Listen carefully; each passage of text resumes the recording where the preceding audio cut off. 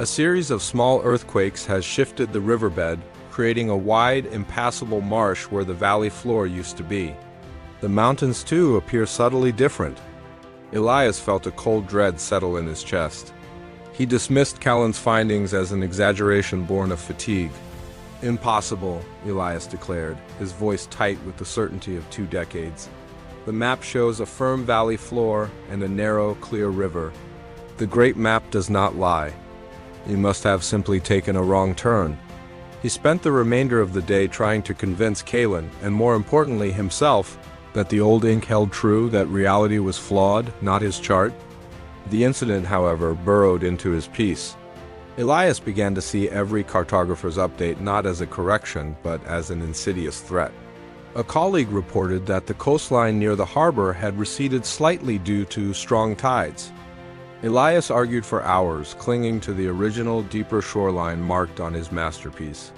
When the city engineers decided to reroute a minor tributary to prevent flooding in the Eastern District, Elias protested vehemently, citing the tributary's historical and correct position as documented in his archives. He grew withdrawn, his brow permanently furrowed, spending his evenings tracing the unchanging lines of his masterwork while the real world outside his window continued its silent, relentless transformation. His suffering was complete, derived entirely from the difference between the rigid image in his head and the fluid reality outside his door. A week later, a traveling scholar visited the archive. Seeing Elias's distress, the scholar smiled kindly. "Master Elias," she said, pointing to the river on the cartographer's revered map.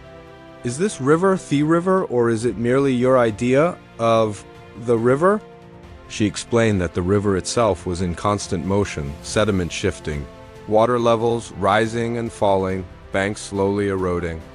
The map, while useful, was merely a snapshot taken at a single, vanished moment in time.